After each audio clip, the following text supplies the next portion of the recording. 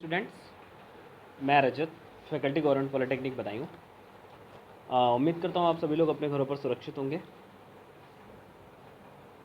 Safe होंगे और corona की समय में सरकार द्वारा दिए गए सभी गाइडलाइंस का पालन कर रहे होंगे। स्टूडेंट्स, आज का जो हमारा टॉपिक है वो है communication skill industrial management and entrepreneurship development. IMED का टॉपिक है HRM, जिसको हम आगे बढ़ाते हुए अपने लेक्चर्स को कर रहे हैं। ये HRM की श्रृंखला का चौथा लेक्चर है। ठीक है, ये HRM की श्रृंखला का चौथा लेक्चर है। इससे पहले मैं 3 लेक्चर करा चुका हूँ और हर क्वेश्चन के साथ में मैंने कॉन्सेप्ट्स को डिस्कस किया है।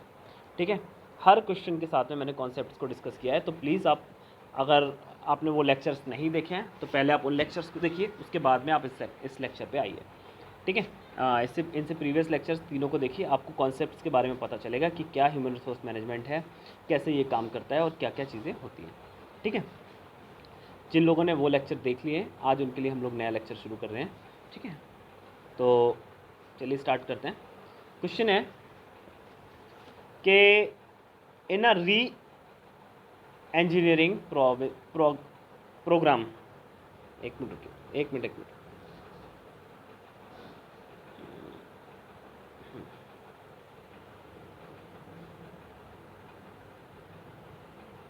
in a re-engineering program, when a process change, so does it is the concerned employee। यानी एक री इंजीनियरिंग प्रोग्राम है when, जब प्रोसेस चेंज हो जा रही है। ठीक है, री इंजीनियरिंग प्रोग्राम जिसमें प्रोसेस चेंज हो रही है, so does the concern employ, concern employ का क्या होगा। ठीक है, क्या होता है री इंजीनियरिंग प्रोग्राम जिसमें सब कुछ चेंज होता है, एम्प्लॉयज़ की प्रोसेस चेंज होती है, तब उसका क्या होता है, डेजिग्नेशन चेंज होता है, जॉब प्रोफाइल चेंज होता है, क्वालिफिकेशन चेंज होता है या जॉब एक्सपीरियंस चेंज होता है। तो बेटा जॉब एक्सपीरियंस से कोई मतलब नहीं, जॉब क्वालिफिकेशन से कोई मतलब नहीं। डेजिग्नेशन चेंज होता है, लेकिन डेजिग्नेशन किसके अंतर्गत आता है, जॉब प्रोफाइल के अंतर्गत आता है।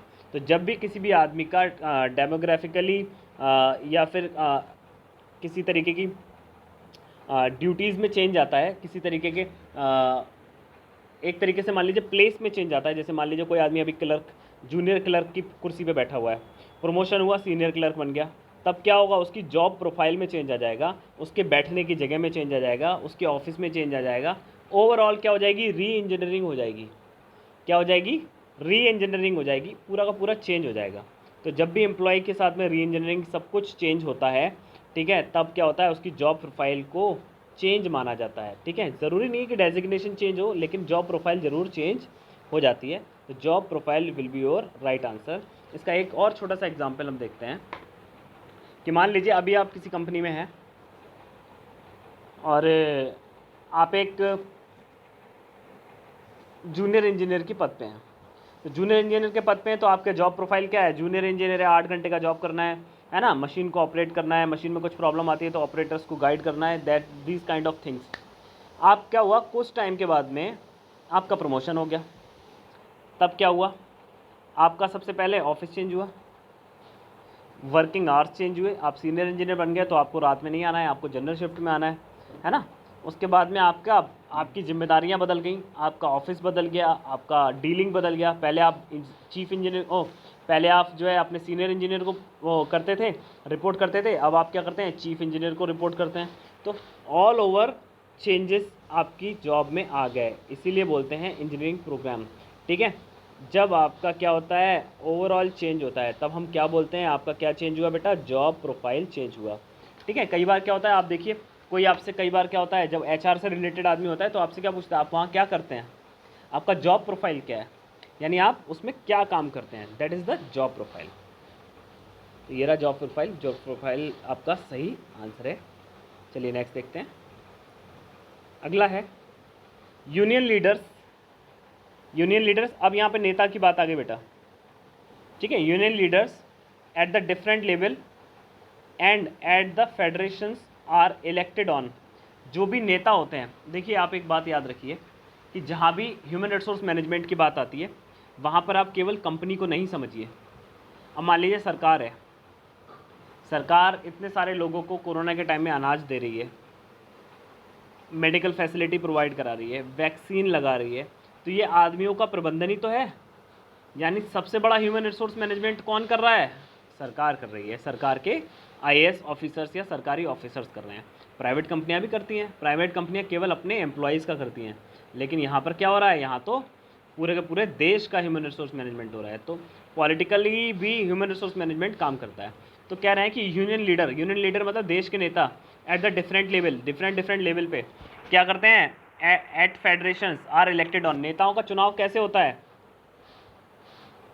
डेमोक्रेटिक प्रिंसिपल पे होता है, लोकतांत्रिक प्रिंसिपल, या फिर पॉलिटिकल राजनीतिक, या कर्मचारिक, या सीनियरिटी बेसिस पे कि जो ज़्यादा सीनियर वो उतना बड़ा नेता। तो सीनियरिटी बेसिस पे तो होता नहीं है, राजतांत्रिक पे भी नहीं होता, राजनीतिक पे भी नहीं होता। किस पे होता है बेटा? डेमोक्रेटिक। डेमोक्रेटिक। भारत एक कैसा देश है? भारत एक डेमोक्रेटिक कंट्री है, भारत एक लोकतांत्रिक देश है। तो लोकतांत्रिक देश में किस तरीके से होगा? लोकतांत्रिक तरीके से ही सिलेक्शन या दो लोकतांत्रिक तरीके से ही इलेक्शन होगा। ठीक है, चलिए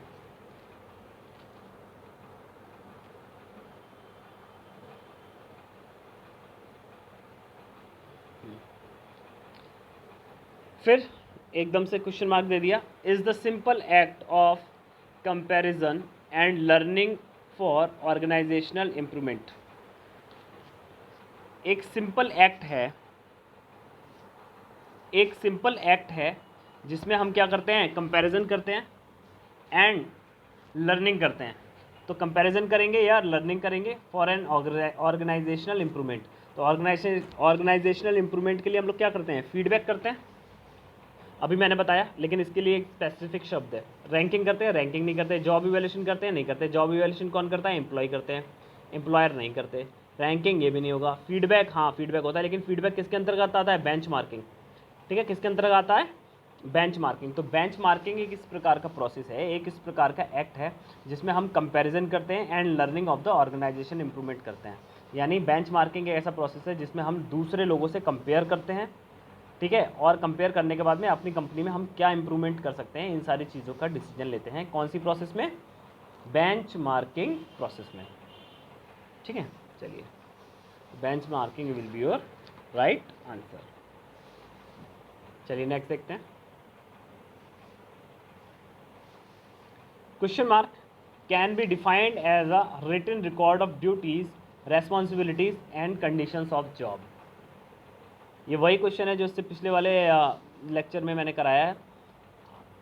जब भी आप किसी कंपनी में कहीं भी काम करने जाएंगे तो आप क्या पूछेंगे कि भैया मुझे क्या काम करना होगा, कितने घंटे काम करना होगा, वहाँ पे काम करने की कंडीशन क्या है। पता चला आप तुम्हें गर्मी बर्दाश्त नहीं है, 70 डिग्री टेम्परेचर पे काम करवा रहे हैं, है ना, तो वहाँ पे किन कंडीशन में आपको काम करना होगा, कितना आपको रुपया मिलेगा, कितना आपको ओवर टाइम मिलेगा। तो ये सारी चीज़ें आपको कहाँ से पता चलेंगी? ये सारी चीज़ें आपको कहाँ से पता चलेंगी? एक लिखित रिकॉर्ड होगा, कंपनी लिखित में देगी आपको ये काम करना है या नहीं करना है। ठीक है, कंडीशन भी देगी, रेस्पॉन्सिबिलिटी भी बताएगी, ड्यूटी भी बताएगी, और आपको रिकॉर्ड रेटिंग भी देगी, और क्या कहेगी कि क्या कंडीशन होंगी काम करने की, ये सारी चीज़ें बताएगी। ये सारी चीज़ें वो आपको किस में बताएगी भैया?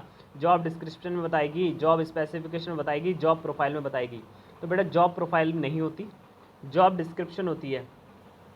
जॉब डिस्क्रिप्शन में आपकी सभी बातें लिखी होती हैं कि आपको क्या काम करना होगा, क्या रिस्पॉन्सिबिलिटी मिलेगी, क्या आपके सैलरी होगी, कितने घंटे पे क्या क्या क्या करना होगा। तो ये सारी चीज़ें किसके अंतर्गत आती हैं?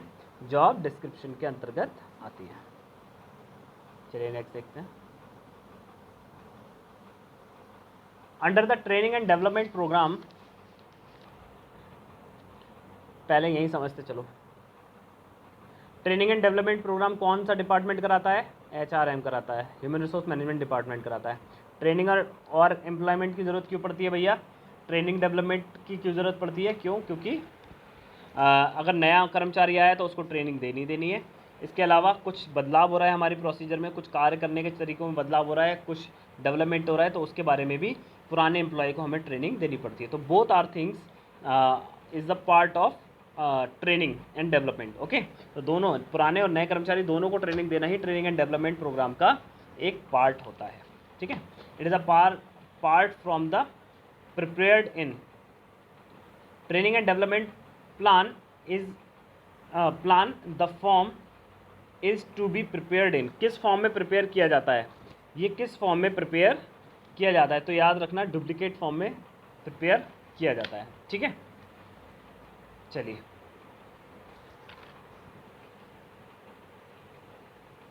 नेक्स्ट देखते हैं।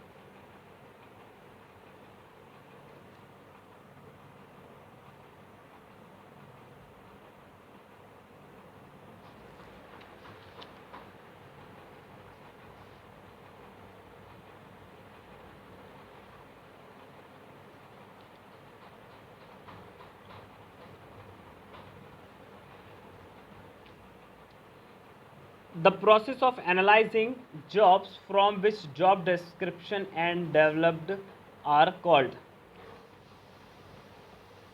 जॉब का एनालाइजेशन करना क्या कहलाता है on the basis of job description. मैंने आपको बताया जॉब डिस्क्रिप्शन क्या है। Job description is a written form of responsibilities which are going to be held by you, है ना, या हेल्ड बाई एम्प्लॉय।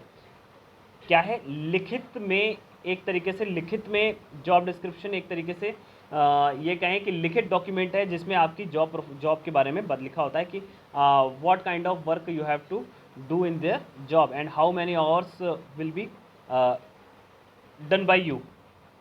ओके, तो जॉब डिस्क्रिप्शन एक रिटन पोर्टफोलियो है, एक लिखित कागज़ है, ठीक है। अब उस कागज़ के बेस पे आपको एनालाइज करना है जॉब को, ठीक है, on the basis of that paper, on the basis of that job discretionary paper. इस प्रोसेस को क्या बोलते हैं, तो बेटा आप इस प्रोसेस को बोलते हैं जॉब एनालिसिस। क्या बोलते हैं, जॉब एनालिसिस। जॉब इवैल्यूएशन नहीं होता, जॉब एनरिचमेंट नहीं होता, जॉब एनलार्जमेंट नहीं होता। जॉब एनरिचमेंट क्या होता है, मैंने आपको बता दिया था, जब आप एक तरीके काम करते करते बोर हो जाते हैं तो कंपनी आपको एक जगह से दूसरी जगह ट्रांसफ़र करती है। That is the part of job enrichment, ठीक है। और भी बहुत कुछ होता है लेकिन आप इतना बेसिक समझिए। तो जॉब एनालिसिस क्या होती है, जॉब एनालिसिस होती है the process of analysing a kind of job on the basis of the description, ठीक है। What kind of description, job description. Okay, चलिए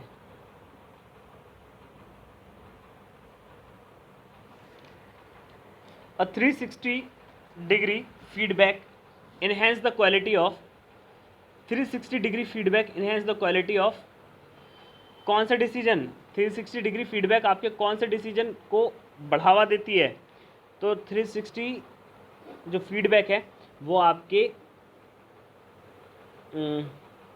हाँ वो आपके एचआर में बढ़ावा देती है, बिल्कुल देती है। मैनेजमेंट में बढ़ावा देती है, बिल्कुल देगी।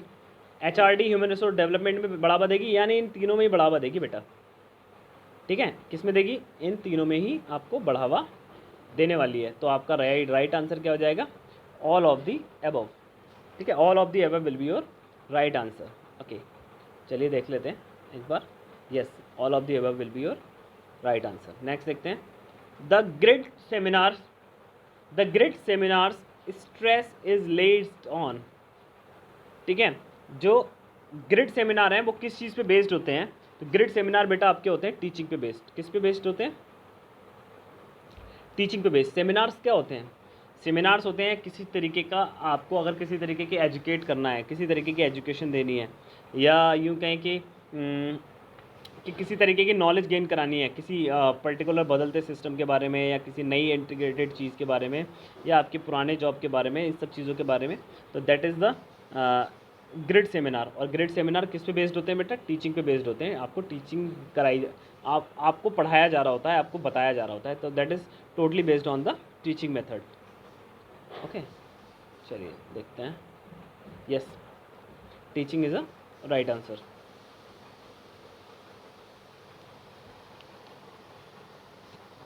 अब आ जाता है, क्वेश्चन मार्क दे रखा है और लिखा हुआ है involves a 1-to-1 discussion. 1-to-1 discussion होगा भैया between the participant and the administrator. क्या कहलाता है, यानी पार्टिसिपेंट यानी जो जॉब लेने आया है वो, और एडमिनिस्ट्रेटर यानी मैं इंटरव्यू ले रहा हूँ तो मैं, यानी मान लीजिए अगर मैं आपका इंटरव्यू ले रहा हूँ तो you are the participant and I am the administrator. अगर आप मेरे पास इंटरव्यू देने आ रहे हो तो आप कौन हो बेटा? पार्टिसिपेंट। और मैं कौन हूँ? मैं हूँ एडमिनिस्ट्रेटर। तो एडमिनिस्ट्रेटर और पार्टिसिपेंट के बीच में 1 to 1 अगर बातचीत हो रही है, ठीक है, तो इस प्रोसेस को हम क्या बोलते हैं? ट्रेनिंग बोलते हैं क्या? ट्रेनिंग तो तब होगी पहले सिलेक्शन हो। मोटिवेशन बोलते हैं क्या? नहीं। क्या बोलते हैं बेटा? काउंसलिंग बोलते हैं। क्या बोलते हैं? काउंसलिंग बोलते हैं। ठीक है, तो counselling will be your right answer I guess. Okay, चलिए देख लेते हैं। या counselling will be your right answer. Next देखते हैं। अगला है appraisal. Appraisal done separately will provide the feedback on the potential of these managers। इसका मतलब क्या है कि किस चीज़ का अप्राइजल करना है? अप्राइजल मतलब इन्हेंस या बढ़ावा देना। ठीक है, अप्राइजल का मतलब क्या होता है? बढ़ावा देना। Is done separately will work और will provide feedback on the potential of these managers. ठीक है, तो आपका यहाँ पे क्या हो जाएगा बेटा? Potential appraisal. Okay, potential appraisal will be your right answer. तो ये आपके आज के क्वेश्चंस थे। आई होप, उम्मीद करता हूँ कि आपको ये सब चीज़ें समझ में आई होगी कि किस तरीके से management, human resource management work करता है। इसके बाद में इसके कुछ लेक्चर्स और हैं, उनको भी आप पढ़िएगा तो आपके सारे इंपॉर्टेंट क्वेश्चन जो भी यहाँ से उठते हैं समथिंग हो जाएंगे। ठीक है, तो मिलते हैं नेक्स्ट लेक्चर में। तब तक के लिए आप अपने घर पर रहिए, सुरक्षित रहिए, अपना ख्याल रखिए, घर वालों का ख्याल रखिए, सरकार द्वारा दिए गए सभी गाइडलाइंस का पालन कीजिए और पढ़ाई करते रहिए। ठीक है, मिलते हैं नेक्स्ट लेक्चर में। तब तक के लिए धन्यवाद।